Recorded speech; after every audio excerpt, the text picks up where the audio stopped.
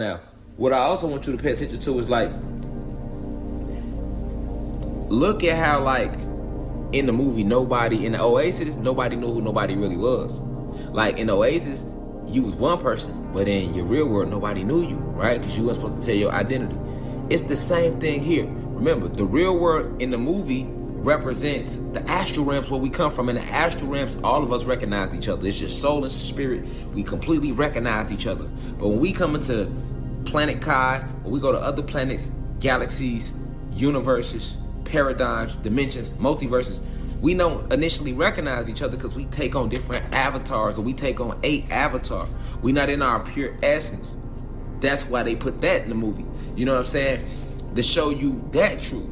And then notice how, although he was still in Oasis, anything he experienced in Oasis, because he had that suit that connected him to it, he felt it in the real world, or the astral realm, right? Notice how the owner, he said, hey, reality, you know what I'm saying, is needed sometimes. When he won the game, what did he do? He set up days in Oasis where nobody could access it. Nobody could access the program so that they could have more time to spend time in the real world, all right? That's how it's supposed to be. That's like we're supposed to spend more time in the astral realms, more time in our real reality, right? But because this program has been hacked and it is being used, this is what whole lockdown is about, it's being used to control us. We are fighting in a spiritual war for the planet and for our souls. Each and every one of you have abilities locked deep within your genetics. It's time to let them go. It's time to let them out. It's time to be what you were created to be. Because trying to be what you were not created to be is the reason why the planet, the animals, the elements in your species suffers today. We are a warrior race by nature. Spiritual assassins, gods, scientists, the original scientists. You gotta really start thinking about that. At one point, shit, we all damn near sold our soul to some fucking 9-to-5 bumming, some shit we didn't want to do. You in school wasting your soul. You ain't learning nothing that's gonna help you spiritually. They don't teach nothing about spiritual at all. Mental health, nothing. Everything is just programming for you to work. Right?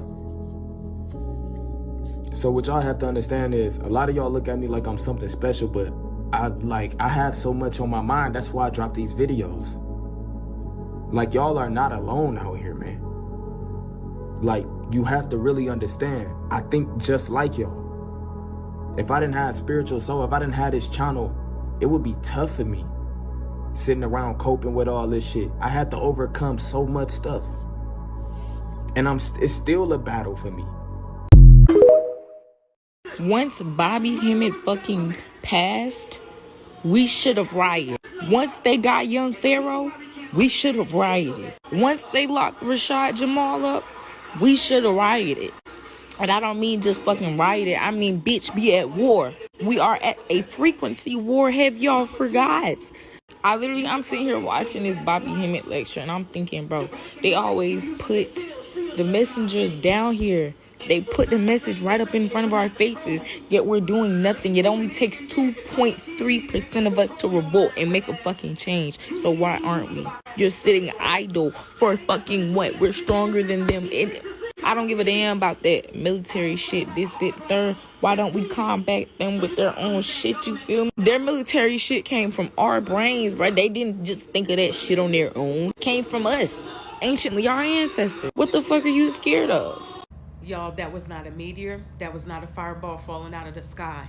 What that was debris that's falling from the galactic war that's happening in our skies. So a lot of us can agree that the storms that we have been having lately has been very weird.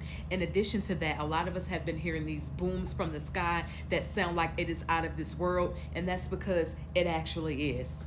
So keep in mind, the solar flares are about to hit the earth even more. In addition to that, the sun is about to get 100 times hotter.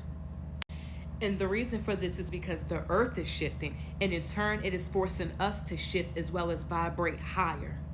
We are in the process of moving from the 3D to the 5D. And as this happens, we are about to see entities, beings, and things that we have never seen before. Y'all, we are about to see animals that we thought was extinct, or better yet, animals that we did not even know existed.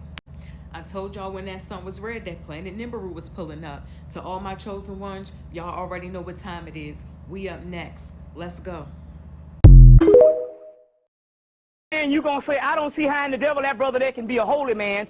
Well, let me tell you something. 99% of what you think is holy, which you come to your preachers, that's because a white man set the doggone standard for that clown to be holy, and he ain't holy worth a doggone. 99% of what you think is holy is not. That's called spiritual ceremony, and it has nothing to do with the real spirituality whatsoever. You see? 98% of the churches talk against the real spirituality, because if Jesus or whatever ever came back, they'd run from it. Because number one, it won't be no white man. Check. So now if this stuff sounds messed up, I say I don't really agree with that because I don't know about it. But remember, if it sounds strange, that means you're learning something. Because if it's something you know, don't need to be here, right?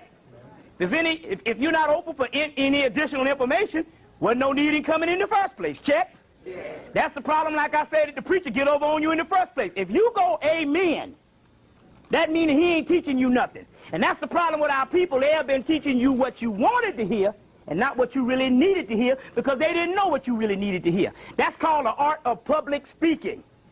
Tell a person what they want to hear and say nothing well. You can say nothing if you can say it well. That's emotionalism. And they'd come up and they would come into some stuff and they would be talking all this good stuff, and people, yeah. But everybody's ignorant. There is someone right now who has to work a construction job in 90-degree heat in the month of June. There is also someone who has to get up at 3:30 in the morning to work a job that they truly fucking despise. They cannot get off of that job until 5 p.m. 5 p.m. They will sit in rush hour traffic. They will get home. By the time they get home, their legs are sore from sitting in traffic all damn day. They go in, shower, eat food, take their ass straight to sleep because they're too tired to do anything else. Guess what? They gotta wake up and do it all over again. But someone out there right now just posted 15 stories on their Snapchat, 2 Snapchat spotlight videos, and they just made a couple $1,000s today. There is someone right now who bought a bunch of random stuff off the TikTok shop, and they make $10,000 a day off the TikTok shop, making little ass videos with this freaking glowing rectangle in their hands. I don't care who's watching this. Please give content a try. If it doesn't work, guess what? You go back to doing the same exact thing you were doing before. It does not matter. I don't care if you gotta put a fucking GoPro attached to your damn head while you work your damn job. I don't give a damn if you gotta get that damn Bang Bros iPhone harness to attach to your chest so that people can see what you do from start to finish, whether it's coding, doing art, sending emails, whatever the fuck it may be, doing car sales. It does not matter. Give it a try. 24, this is when your life really start mattering. And I'm gonna be honest with you niggas.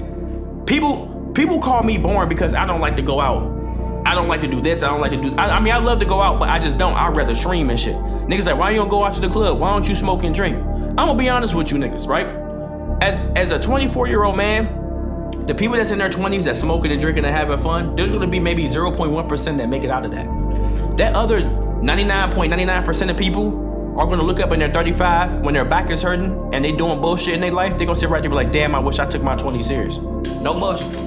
I'm not gonna be one of those people when I'm 35, 40 years old, I'm still trying to figure out life. I be seeing niggas on Reddit, and I be seeing older people talking about when you're in your 30s and we're in your 40s, that's when the fun just begins and you're just now figuring life. That's for you. No.